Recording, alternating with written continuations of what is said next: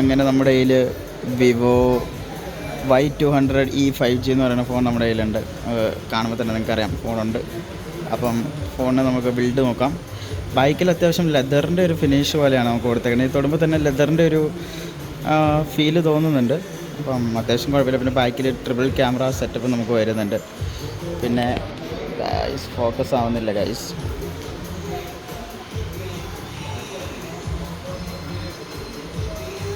Okay. പിന്നെ അതല്ലാണ്ട് നമുക്ക് ഫോൺ നോക്കുമ്പോൾ അത്യാവശ്യം കുഴപ്പമില്ല. ഇതിൻ്റെ നമുക്കൊരു ഹോൾ പഞ്ച് ഡിസ്പ്ലേ ഒക്കെയാണ് വരുന്നത്. പിന്നെ ബെസൽസ് അത്യാവശ്യം നമുക്ക് വരുന്നുണ്ട്. പിന്നെ അതല്ലാണ്ട് സൈസാണെങ്കിലും അത്യാവശ്യം മാനേജബിൾ ആയിട്ടുള്ളൊരു സൈസാണ്. പിന്നെ ഈ ഫോണിൻ്റെ തന്നെ ഒരു പ്രത്യേകത എന്ന് വെച്ചാൽ നിങ്ങൾക്ക് നോക്കുമ്പോൾ തന്നെ അറിയാൻ പറ്റും, അത്യാവശ്യം പ്രീ ഇൻസ്റ്റാൾഡ് ആയിട്ടുള്ള ആപ്സ് എല്ലാം വരുന്നുണ്ട്. അപ്പോൾ നമുക്ക് ആവശ്യമില്ലാത്ത ആപ്സും കാര്യങ്ങളും ബ്ലൂടൂത്ത് അതുപോലെ ഉണ്ട്. എന്നാലും നമുക്ക് അത്യാവശ്യം കുഴപ്പമില്ലാത്തൊരു ഫോൺ എന്ന് തന്നെ പറയാൻ പറ്റും. നമുക്കത് കാണുമ്പോൾ തന്നെ ഒരു പ്രീമിയം ടച്ച് നമുക്കിതിൻ്റെ അത് ഫീൽ ചെയ്യുന്നുണ്ട്. ഇതിൻ്റെ സൈഡ് മുഴുവൻ അലൂമിനിയം പോലെയാണ്, ബൈക്ക് സൈഡിൽ കൊടുത്തിട്ടുണ്ട് അലൂമിനിയം.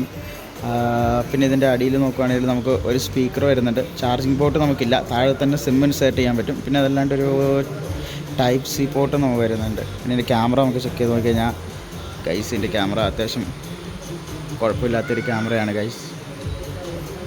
ഇത് അത്യാവശ്യം കുഴപ്പമെന്ന് പറഞ്ഞാൽ ഒരു മിഡ് റേഞ്ച് ഫോണിന് പറ്റിയൊരു ക്യാമറ, നല്ലൊരു ക്യാമറ ഗൈസ്. അപ്പോൾ നമ്മുടെ ഫോൺ ഇതാണ്. ഫോണിന് വലിയ ഇഷ്യൂസ് കാര്യങ്ങളൊന്നുമില്ല, അത്യാവശ്യം നല്ല അടിപൊളി ഫോൺ തന്നെയാണ്. അങ്ങനെ ക്യാമറ ആണെങ്കിലും അത്യാവശ്യം നല്ലതാണ്. നമുക്ക് വൈഡ് ആംഗിൾ വരുന്നില്ല, നോക്കിയാൽ നമുക്ക് വൈഡ് ആംഗിൾ നമുക്ക് വരുന്നില്ല, 1x വരുന്നുള്ളൂ ഗൈസ്. പിന്നെ പോർട്രേറ്റ് മോഡ് നമുക്ക് ക്യാമറയിൽ തന്നെ വരുന്നുണ്ട്.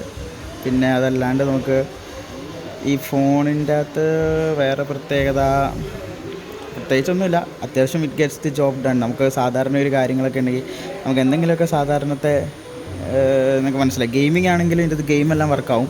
ഗെയിംസ് അൾട്രാ ഗെയിമിംഗ് മോഡ് കാര്യങ്ങളെല്ലാം ഉണ്ട്. നമുക്ക് പബ്ജി കാര്യങ്ങളെല്ലാം തന്നെ കളിക്കാനൊക്കെ പറ്റും. അത്യാവശ്യം വലിയ രീതിക്കൊന്നും കളിക്കാൻ പറ്റില്ലെങ്കിലും നമുക്ക് അത്യാവശ്യം ഒരു ഡീസൻ്റ് ആയിട്ടുള്ള ഫ്രെയിം റേറ്റ് കളിക്കാൻ പറ്റും. പിന്നെ അതിലാണ്ട് നമുക്ക് 6GB റാം നമുക്ക് വരുന്നുണ്ട്, 128GB സ്റ്റോറേജും വരുന്നുണ്ട്. ഇതാണ് ഈ സ്നാപ്ഡ്രാഗൺ 4th Gen 2 എന്ന് പറഞ്ഞ പ്രോസസ്സറാണ് വരുന്നത്.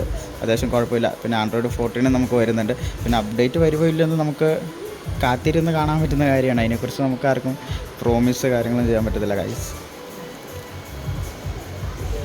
പിന്നെ ഇത് 5G ആണോന്നും കൂടെ ഒന്ന് നോക്കണം ഗൈസ്. ഞാൻ നോക്കട്ടെ കേട്ടോ ഗൈസ്.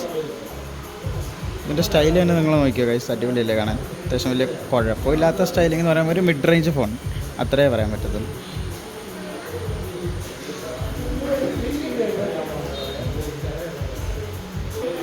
ഗൈസ് ഇത് 6.67 ഇഞ്ചിൻ്റെ 1080x2400 പിക്സൽസിൻ്റെ ഒരു ഡിസ്പ്ലേ ആണ് നമുക്ക് വരുന്നത്. 1080p ഡിസ്പ്ലേ തന്നെയാണ്, അത്യാവശ്യം നല്ല ക്വാളിറ്റി ഉള്ളൊരു ഡിസ്പ്ലേ തന്നെയാണ്. അത്യാവശ്യം കളർ വൈബ്രൻറ്റും കാര്യങ്ങളും എല്ലാം ഉണ്ട്.